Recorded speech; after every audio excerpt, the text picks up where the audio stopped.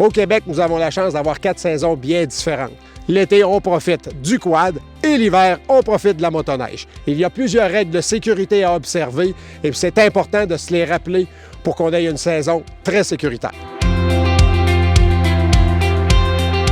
La motoneige est une activité très prisée des Québécois depuis plusieurs décennies déjà.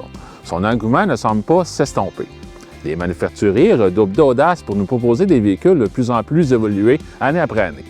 Nous sommes témoins d'efforts considérables pour réduire le bruit, la consommation d'essence ainsi que l'empreinte écologique des véhicules.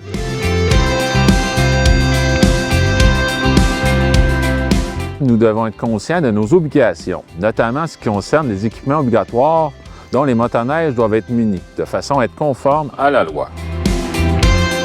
Ces équipements obligatoires sont un phare blanc à l'avant, un feu de position rouge à l'arrière, un feu de freinage rouge à l'arrière également, un rétroviseur solidement fixé au côté gauche du véhicule, un système d'échappement, un système de freinage et un cinémomètre.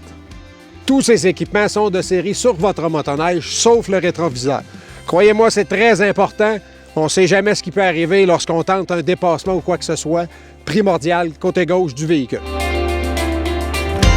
On vient parler des équipements obligatoires sur la motoneige. Maintenant, très important pour pratiquer notre sport en toute sécurité.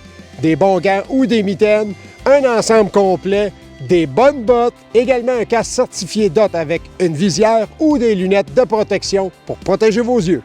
Le pire ennemi lorsqu'on fait de la motoneige est bien entendu l'humidité et la transpiration. Très important d'avoir une première couche qui respire beaucoup, ensuite une couche isolante pour être bien protégé du froid pour pratiquer votre sport favori. Lors de la pratique de la motoneige, nous devons connaître les signaux pour communiquer avec les autres motoneigistes lors d'un croisement. Ces signaux doivent être effectués avec la main gauche, bien évidemment, celle libre de l'accélérateur. Lors d'une rencontre, nous devons signaler la présence des autres membres de notre groupe et, si possible, son nombre. Le dernier n'a qu'à lever l'avant-bras et fermer le poing à la hauteur de l'épaule pour signaler qu'il est à la queue du peloton. Il existe également des signaux pour transmettre de l'information aux conducteurs qui nous suivent.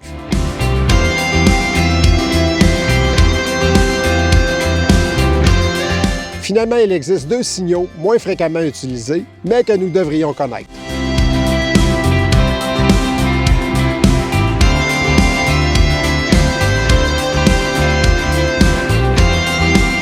Un rappel des règles de sécurité est très important, autant pour les expérimentés que ceux qui débutent dans le sport. Ça nous assurera d'avoir une saison à la hauteur de nos attentes et surtout nous assurera d'en faire longtemps.